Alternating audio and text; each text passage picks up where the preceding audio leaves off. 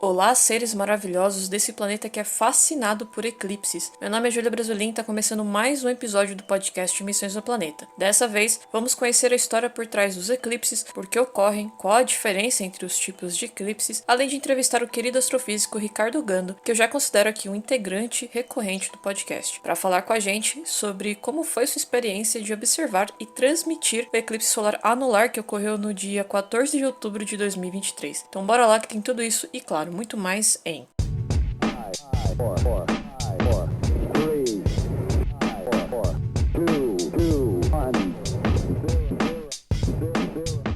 totalmente o Sol daqui a pouco às 10 horas e 44 minutos.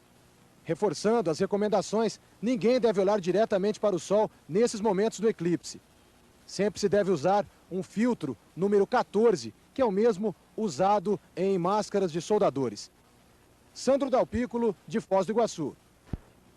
Virou noite no dia 3 de novembro de 1994.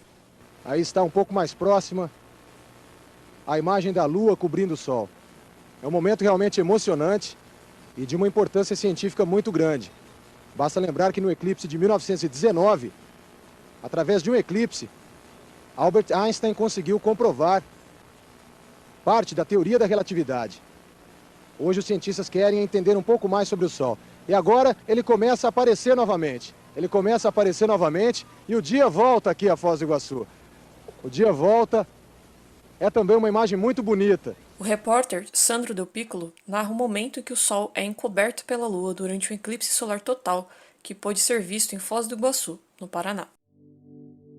Eclipses como esses são, por vezes, considerados históricos não por serem incomuns, mas por marcarem momentos, quebram cotidianos, rotinas e mostram pra gente que o universo, além de imenso, tem seus corpos celestes que estão sempre em movimento. O tempo é uma invenção humana para nos mantermos firmes com alguma linearidade que padronize a nossa vida, contabilize nossa existência.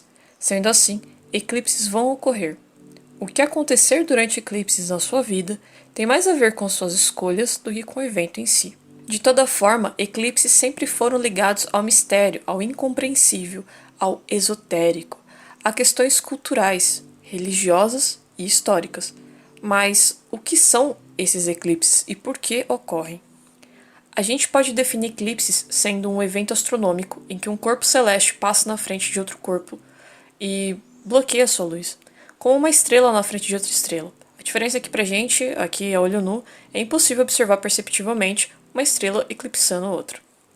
Em Marte, por exemplo, também há eclipses solares que já foram observados por sondas, as rovers, Spirit, Opportunity e Perseverance. Em 2004, a Spirit e a Opportunity fizeram as primeiras observações da lua Phobos, passando em frente ao Sol. A Curiosity, em 2019, foi a primeira a gravar em vídeo um eclipse solar em Marte. Em 2022, a Perseverance também conseguiu trazer o registro durante sua caminhada pela cratera Jezero. O legal desses registros é que é possível observar as irregularidades de Phobos e até as manchas solares. Para capturar esse movimento em vídeo, a Percy utilizou uma câmera chamada Mastcam Z, e, segundo Phil Plait, em sua antiga coluna Bad Astronomy, foi a resolução mais alta e o vídeo com taxa de quadros mais alta já feita de um evento desse tipo em Marte. E o mais interessante em capturar eclipses em outro planeta, como Marte, é que foi possível os cientistas medirem as sutis mudanças na órbita de Phobos, além de entender como a força das marés de Phobos atua no interior de Marte. E nesse caso eu me refiro ao manto e à crosta. Phobos é uma das luas, satélites naturais de Marte, junto de Deimos. São luas irregulares, ou seja, não são esféricas e apresentam a aparência de rochas enormes, ou há quem diga que elas lembram batatas. Phobos localiza-se a 6.000 km acima da superfície de Marte. Phobos também está bem próximo ali do planeta vermelho e possui 25 km de diâmetro. Eu vou deixar o vídeo desse eclipse super legal no link da descrição porque vale a pena você observar essa belezura. Para nós observadores terráqueos, um eclipse solar acontece quando a Lua acaba passando entre o Sol e a Terra. No ponto de vista de quem está na Terra, a gente vê como se fosse um disco, no caso a Lua, passando cobrindo o Sol por completo, bloqueando a sua luz, onde a gente chama de eclipse solar total. Mas como pode a Lua, menor que a Terra e o Sol, cobrir a estrela a ponto de, entre aspas, transformar dia em noite? A gente pode fazer uma relação bem básica, que é quando colocamos nosso dedão na frente da lâmpada do teto. Aí você pode me dizer, mas isso não diminui toda a luz do recinto. Eu sei, é uma comparação bem ruim. Segundo o professor Alexandre Zabotti, da Universidade Federal de Santa Catarina e professor do curso Astrofísica para Todos, o tamanho angular da Lua é igual ao tamanho angular do Sol. Isso é uma baita coincidência astronômica, já que a Lua podia ter o tamanho angular menor que o Sol. Abre aspas. A relação de tamanho angular da Lua é exatamente igual ao do Sol, porque a distância Terra-Lua e a distância Terra-Sol tem a mesma proporção entre o tamanho da Lua e o tamanho do Sol. Fecha aspas. Quem acompanhou as notícias do eclipse solar anular que ocorreu no dia 14 de outubro de 2023 pode ter se perguntado por que o eclipse solar ocorreu primeiro nos Estados Unidos e depois no Brasil. Basicamente porque a Terra está girando e a partir desse movimento a gente consegue ver o movimento aparente do Sol no céu. O que significa que quem está no começo da sombra projetada, que a Lua está fazendo bloqueando o Sol, vê o início do eclipse. Quem está fora dessa sombra não vê o eclipse e dependendo de onde você estiver na sombra, não sendo na faixa contemplada, vê em porções diferentes, o famoso eclipse solar parcial. Então vamos recapitular. Um eclipse solar é quando a Lua passa entre a Terra e o Sol. Sendo assim, um eclipse solar total é quando a Lua bloqueia toda a luz do Sol. O eclipse solar anular é quando a Lua está em seu ponto mais distante da Terra e ela parece menor que a estrela e não cobre todo o Sol, dando efeito de anel de fogo. Esse eclipse vai depender da distância da Lua da Terra, que nem sempre é a mesma. E o eclipse solar parcial é quando a Lua cobre apenas uma parte do Sol. Mas porque nem todo mundo consegue ver o eclipse solar total ou a totalidade do anular. Uma das reclamações que eu mais recebi e li nas redes foi justamente a divulgação do eclipse solar anular no Brasil, sem citar onde daria para ver essa anularidade e onde daria para ver a parcialidade. Ou melhor, pouco foi se divulgado que boa parte do país conseguiria ver a parcialidade, do eclipse. Exceto pelo tempo cabuloso e nebuloso que fez em vários lugares no país, inclusive aqui na minha cidade, as pessoas ficaram bem desapontadas por não poderem observar, entre aspas, o dia vir à noite. Em São Paulo, por exemplo. Como eu expliquei, conseguem ver o eclipse em sua totalidade ou anularidade total quem estiver bem debaixo da sombra do sistema Lua-Sol, que é aquela faixa de contemplação que eu citei, Pessoas em outros pontos não tão distantes dessa faixa, elas vão ver porções diferentes do eclipse, por isso chamamos de parcialidade. Alguns lugares têm poucos, outros mais, outros nenhum. Agora vamos falar de nomes das sombras. Sim, sombras têm nomes. Para nós observadores terráqueos, um eclipse solar acontece quando a Lua acaba passando entre o Sol e a Terra. No ponto de vista de quem está na Terra, a gente vê como se fosse um disco, no caso a Lua, passando cobrindo o Sol por completo, bloqueando a sua luz, onde a gente chama de eclipse solar total. Mas como pode a Lua, menor que a Terra e o Sol, cobrir a estrela a ponto de, entre aspas, transformar dia em noite? A gente pode fazer uma relação bem básica, que é quando colocamos nosso dedão na frente da lâmpada do teto. Aí você pode me dizer, mas isso não diminui toda a luz do recinto. Eu sei, é uma comparação bem ruim. Segundo o professor Alexandre Zabotti, da Universidade Federal de Santa Catarina e professor do curso Astrofísica para Todos, o tamanho angular da Lua é igual ao tamanho angular do Sol. Isso é uma baita coincidência astronômica, já que a Lua podia ter o tamanho angular menor que o Sol. Abre aspas. A relação de tamanho angular da Lua é exatamente igual ao do Sol, porque a distância Terra-Lua e a distância Terra-Sol tem a mesma proporção entre o tamanho da Lua e o tamanho do Sol. Fecha aspas. Quem acompanhou as notícias do eclipse solar anular que ocorreu no dia 14 de outubro de 2023 pode ter se perguntado por que o eclipse solar ocorreu primeiro nos Estados Unidos e depois no Brasil. Basicamente porque a Terra está girando e a partir desse movimento a gente consegue ver o movimento aparente do Sol no céu. O que significa que quem está no começo da sombra projetada, que a Lua está fazendo bloqueando o Sol, vê o início do eclipse. Quem está fora dessa sombra não vê o eclipse e dependendo de onde você estiver na sombra, não sendo na faixa contemplada, vê em porções diferentes, o famoso eclipse solar parcial. Então vamos recapitular. Um eclipse solar é quando a Lua passa entre a Terra e o Sol. Sendo assim, um eclipse solar total é quando a Lua bloqueia toda a luz do Sol. O eclipse solar anular é quando a Lua está em seu ponto mais distante da Terra e ela parece menor que a estrela e não cobre todo o Sol, dando efeito de anel de fogo. Esse eclipse vai depender da distância da Lua da Terra, que nem sempre é a mesma. E o eclipse solar parcial é quando a Lua cobre apenas uma parte do Sol. Mas porque nem todo mundo consegue ver o eclipse solar total ou a totalidade do anular. Uma das reclamações que eu mais recebi e li nas redes foi justamente a divulgação do eclipse solar anular no Brasil, sem citar onde daria para ver essa anularidade e onde daria para ver a parcialidade. Ou melhor, pouco foi se divulgado que boa parte do país conseguiria ver a parcialidade do eclipse. Exceto pelo tempo cabuloso e nebuloso que fez em vários lugares no país, inclusive aqui na minha cidade, as pessoas ficaram bem desapontadas por não poderem observar, entre aspas, o dia vir à noite. em São Paulo, por exemplo. Como eu expliquei, conseguem ver o eclipse em sua totalidade ou anularidade total quem estiver bem debaixo da sombra do sistema Lua-Sol, que é aquela faixa de contemplação que eu citei, né? Pessoas em outros pontos não tão distantes dessa faixa, elas vão ver porções diferentes do eclipse, por isso chamamos de parcialidade. Alguns lugares têm poucos, outros mais, outros nenhum. Agora vamos falar de nomes das sombras. Sim, sombras têm nomes. Umbra é o nome da sombra mais escura, seria a parte central. No caso do eclipse solar, é a faixa de contemplação dos privilegiados que conseguiriam ver a totalidade de um eclipse solar recebendo a umbra, já que a Lua está numa distância da Terra que acaba parecendo maior que o Sol cobrindo toda a estrela. Mas se as pessoas estiverem numa faixa mais distante da umbra e mesmo assim receberem parte da sombra, a gente chama essa sombra de penumbra, onde vão conseguir enxergar apenas a parcialidade do eclipse. Já no caso de um eclipse anular ou anelar, né, como eu citei, devido à distância da Terra-Lua, chamamos a parte que recebe a sombra de antumbra. Segundo o professor Alexandre Zabotti, ele diz que o eclipse depende de onde você está em relação à sombra que a Lua projeta sobre a Terra. Isso explica também o porquê quando ocorrem eclipses solares, muitos lugares da Terra não observam. E quanto ao eclipse lunar, qual é a diferença? Um eclipse lunar ocorre quando é a Terra que atrapalha a luz solar que deveria atingir a Lua, ou seja, de noite a Lua cheia vai desaparecendo, de acordo com a sombra da Terra que vai cobrindo ela. Eclipses lunares ocorrem com mais frequência, cerca de 1 a 2 vezes por ano, ou seja, não ocorrem todos os meses. É bem capaz também de em eclipses lunares a Lua ficar meio avermelhada porque a nossa atmosfera acaba absorvendo parte das cores e desvia um teco dessa luz solar em direção à superfície lunar. Inclusive, no dia 28 de outubro de 2023, ocorreu um eclipse lunar que foi possível observar em determinadas regiões do Brasil, sendo de maior destaque nos estados do Nordeste. O Observatório Nacional também fez uma transmissão super legal desse momento.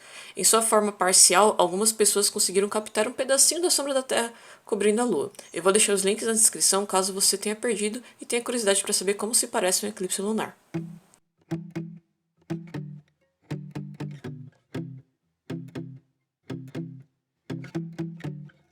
Mas existe algum impacto na Terra quando ocorre um eclipse solar? Quando a gente fala de impacto, pode soar meio negativo ou até meio assustador, né? Mas nesse caso não é bem assim.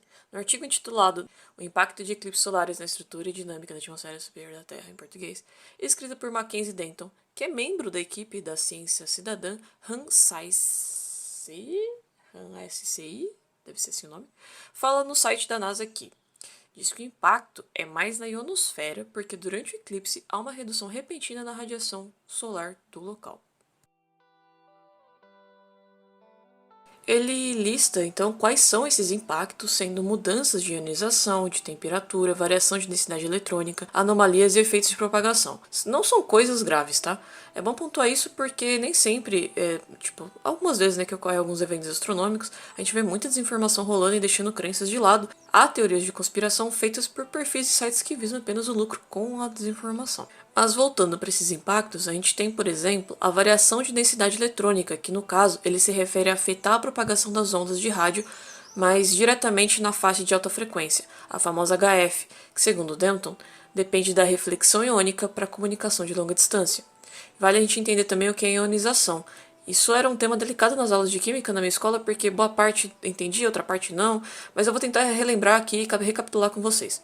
Os átomos ou moléculas, né, o conjunto de átomos, podem perder ou ganhar elétrons durante interações químicas. Quando isso acontece, a gente chama os átomos de íons.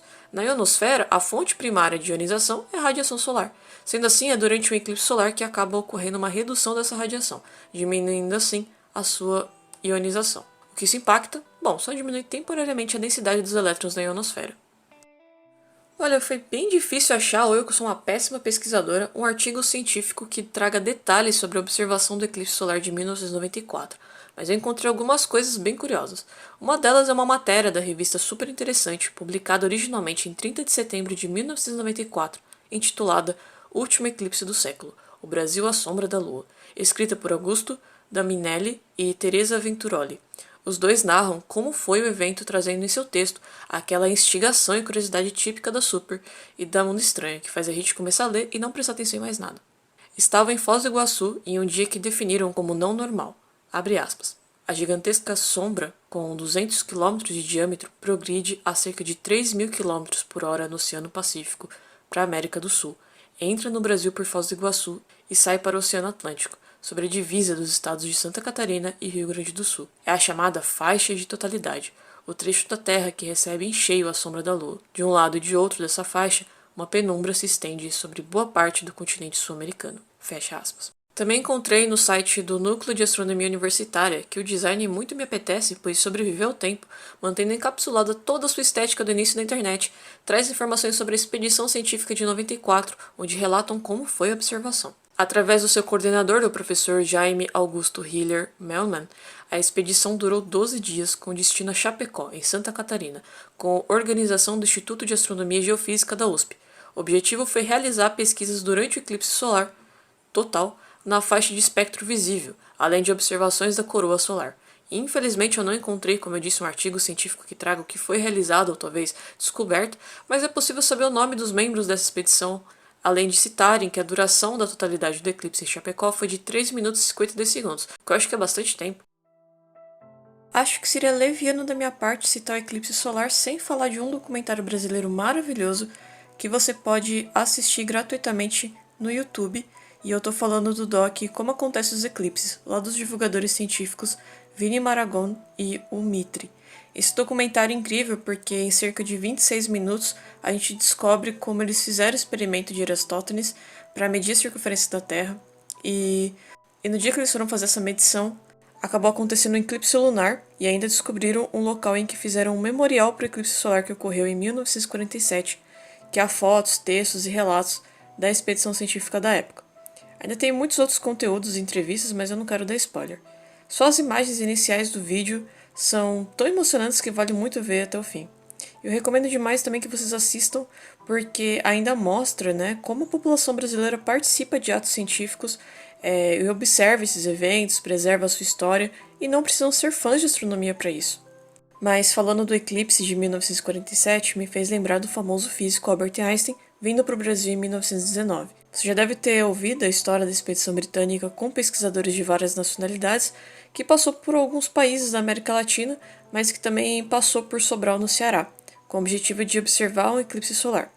E não só observar, mas também fazer uma forma de experimento para comprovar a teoria da relatividade geral proposta por Einstein em 1915.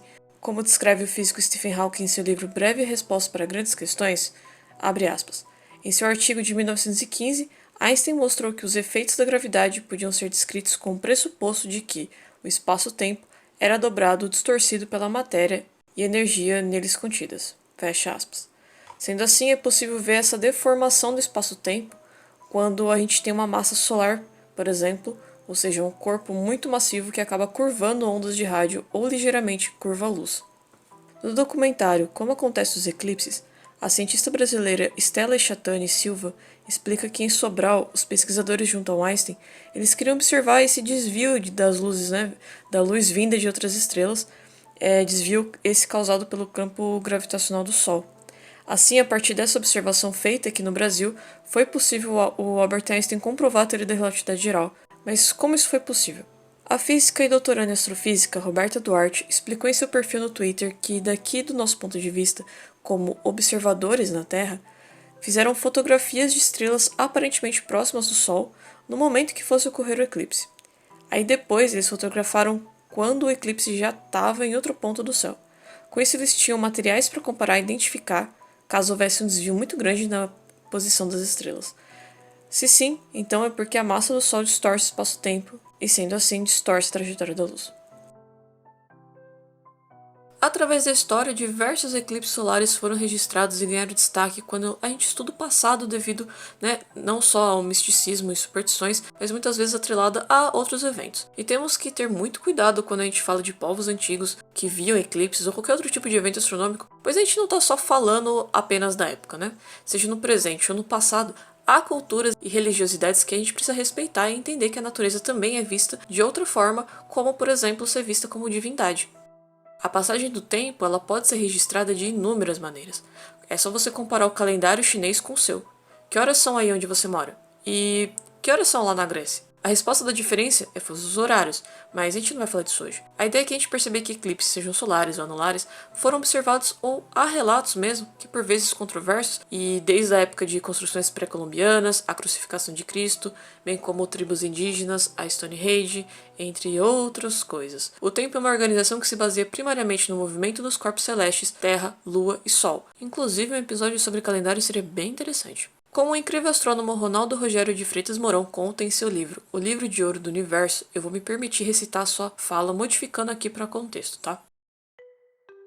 Abre aspas. Todas as festas, manifestações e regozijos do povo para comemorar um evento de origem histórica e ou mística, além de estarem associados a uma origem religiosa, exprimem também o ritmo das estações, sobre a conotação da morte e da ressurreição de um deus, a natureza. Com efeito, todas as festas profanas, consideradas profanas mais tarde devido ao advento do cristianismo, e que foram adotadas pelo cristianismo posteriormente, mesmo que modificadas, buscavam nas estações do ano suas representações. Outono, há dias melancólicos e tristes, com folhas caídas, ao culto aos mortos. No início de novembro, e no momento que a natureza desperta na primavera, depois de longo dormitário invernal, ao culto à ressurreição. Fecha aspas.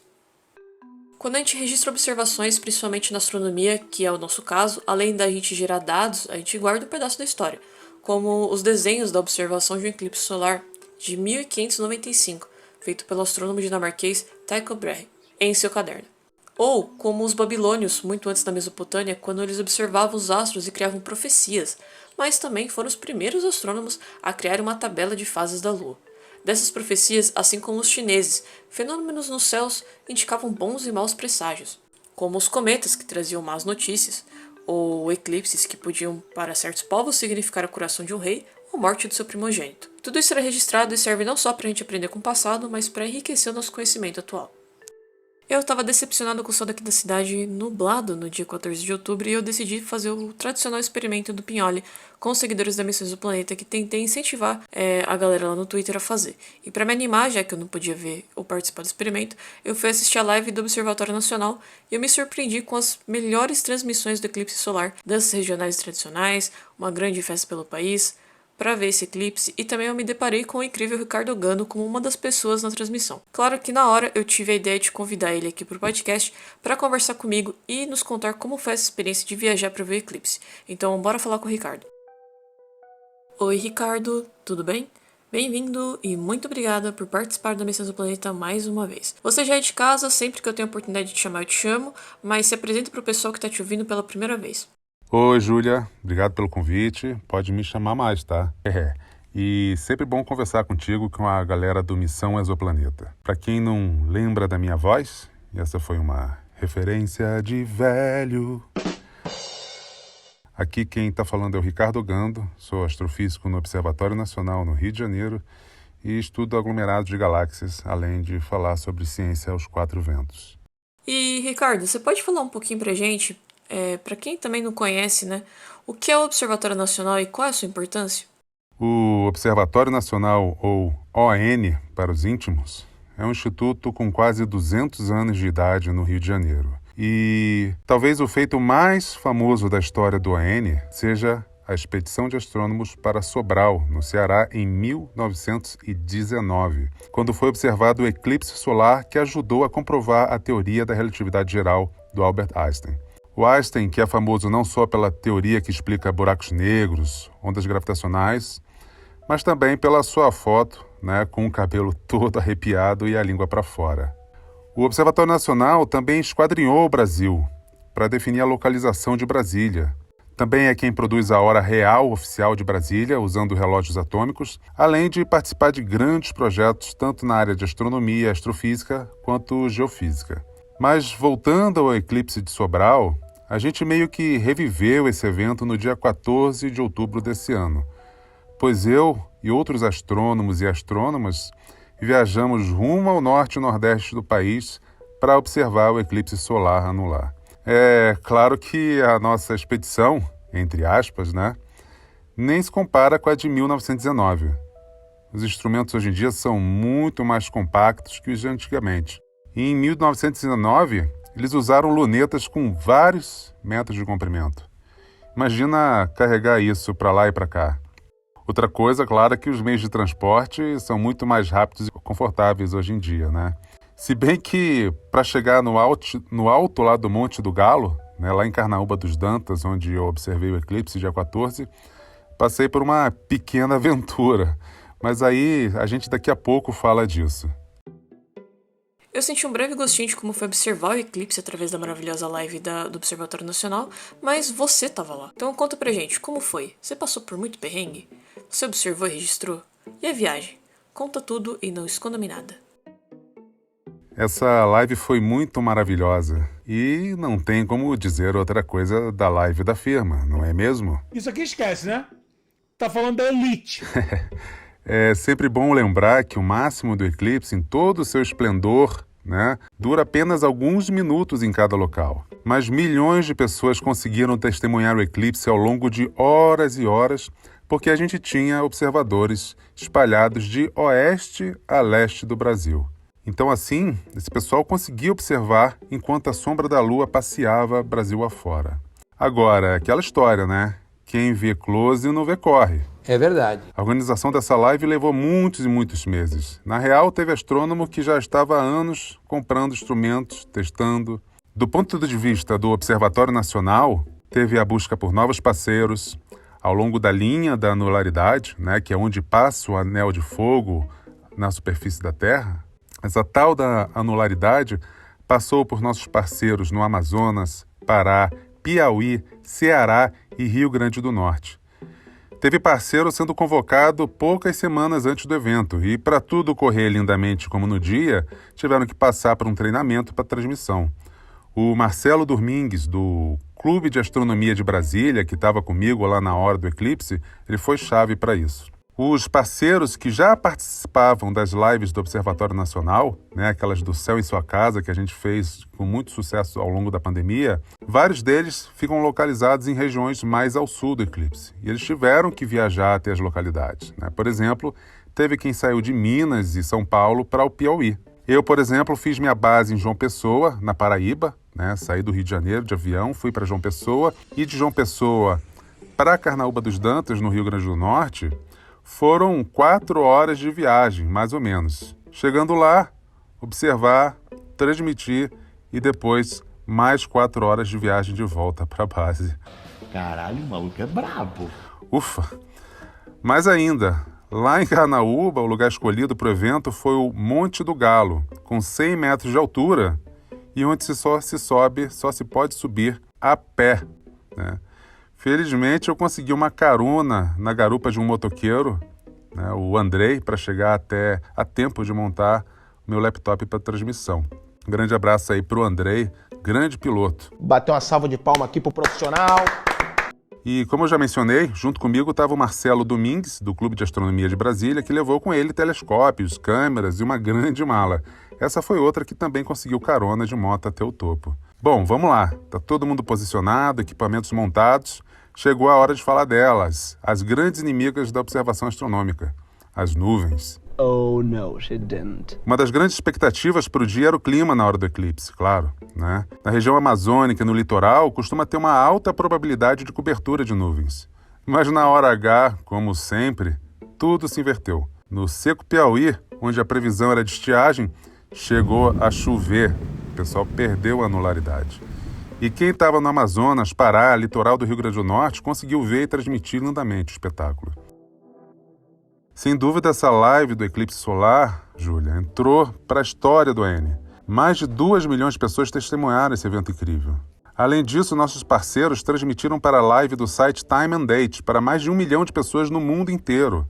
O Time and Date, além de fornecer uma série de ferramentas online para você marcar aquela telecom com um colaborador em outro fuso horário, planejar eclipses, os próximos eclipses, né? Também costuma transmitir eclipses para o mundo. A base deles fica na Noruega, mas eles sempre entram em contato com os parceiros nos locais onde vai ocorrer o fenômeno. O Observatório Nacional sempre costuma retransmitir as lives do Time and Date, em especial, claro, quando não acontece no Brasil. Agora, dessa vez, foi a vez do Time and Date retransmitir o Observatório Nacional. Isso foi muito legal, um negócio incrível. E, inclusive, tive a grande honra de gastar o meu inglês, né? Look at him. Nice. E falar na live do Time and Date como representante brasileiro do eclipse. Para isso foi fundamental o apoio da Prefeitura de Carnaúba dos Dantas, né, que forneceu internet a cabo lá no topo do Monte do Galo, que funcionou maravilhosamente bem, né? Além da alegria contagiante da galera que estava junto da gente no topo do monte, que animou muito a live, né? Como você falou lá no Twitter, e não me peça para falar X, né?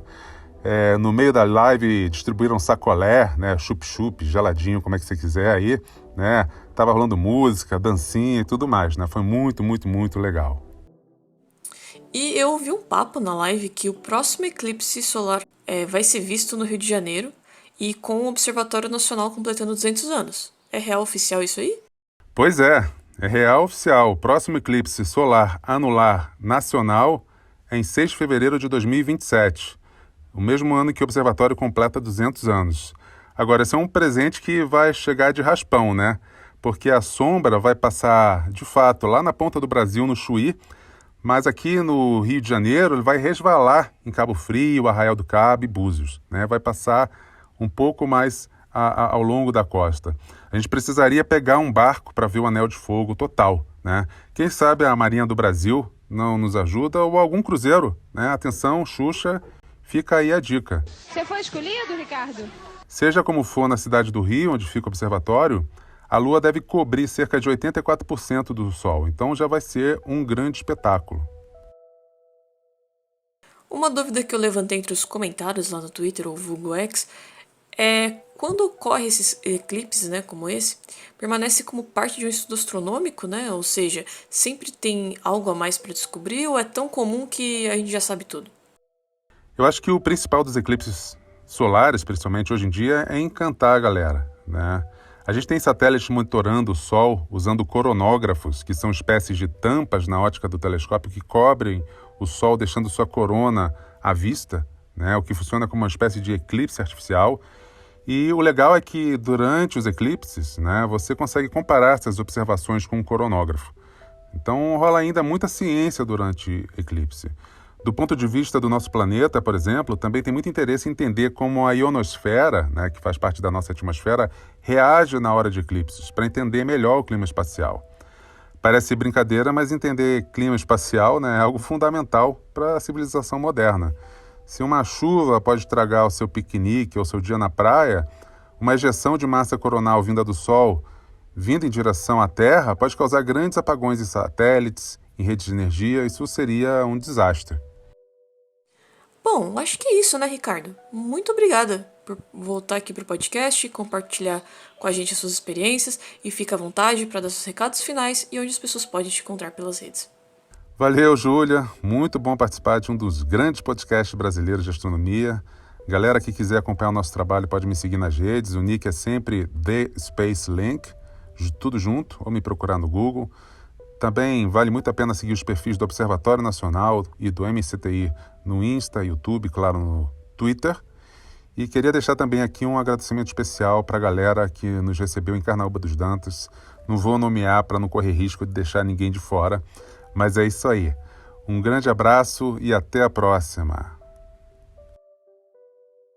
Lembra que eu falei que eu deixei rolando um fio ensinando a fazer um experimento? Então, o resultado foi incrível. A técnica de pinhole, como chamamos, vem da palavra em inglês pinhole, né? É algo como furos de alfinete. É uma técnica muito antiga, antes mesmo de surgir de fato a fotografia. Funciona assim, a gente consegue capturar uma imagem, né, que surge como resultado da passagem de luz por um pequeno buraquinho, sendo reproduzido algum material sensível à luz como papel do lado oposto do orifício. No caso do experimento que a gente fez para observar o eclipse solar anular, sem olhar diretamente para o Sol, empregamos a mesma lógica, mas utilizando uma peneira, escorredor de macarrão, nossos dedos das duas mãos cruzados, para meio que formar uma gradezinha, um pequeno furo numa folha de papel, ou sabe-se lá mais o que dá na sua mente. O objetivo é deixar a luz do Sol passar através desses orifícios. A princípio, num dia ensolarado, se você colocar um escorredor de macarrão próximo ao chão, ali a uns 30 ou 60 centímetros de distância, e deixar a luz do Sol passar por esses buraquinhos, nada de inovador você vai ver. Mas se você fizer a mesma coisa durante um eclipse solar, seja anular ou até mesmo parcial, ou até o total, você vai ver sendo reproduzido no chão ou na parede o eclipse ao vivo. Bom, mas como é que isso acontece, né? Bom, se a Lua está passando em frente ao Sol, logo ela está tapando parte da estrela e, consequentemente, você vai ver a sombra do eclipse sendo projetada. E diversas pessoas participaram do experimento proposto pela Missão Exoplaneta e me mandaram seus registros de vários lugares do país. Se você segue a gente no Instagram, no @missão_exoplaneta, ou no Twitter em @missão_exo, você já deve ter visto o resultado, que ficou super legal. A Paula PGS fez vários registros incríveis do eclipse, inclusive tem um vídeo muito legal que ela me mandou. Sério, são um dos meus preferidos porque ela fez no meio de uma galera que estava nas ruas observando também. Dentre os seus registros está a técnica de B-roll sendo utilizada numa folha de papel com um furo e a sombra do eclipse sendo projetada na camiseta, né, na camisa ali cinza, meio branca de um homem que está de costas, e ficou muito legal. Outra foto que ela me enviou foi próximo ao local onde as folhagens das árvores estavam reproduzindo o momento parcial do eclipse na parede. Isso ocorreu porque as frestas, né, que existem entre as folhagens sobrepostas, elas formam pequenas passagens de luz, ou seja, um projetor perfeito. O Ricardo Castro também não ficou de fora e utilizou um escorredor ou algum outro utensílio de cozinha ali, com furos que formam meio que uma figura como uma flor, sabe? Mas o mais legal disso é que a luz, né, sobrou dali a luz da parcialidade do sol, passou por esses furinhos e o resultado foi super artístico. Falando em artístico, o @Teikal lá no Twitter, ele projetou eclipse solar numa parede com chão, ou parede ou chão, né? Com vários relevos, então ficou muito bonito.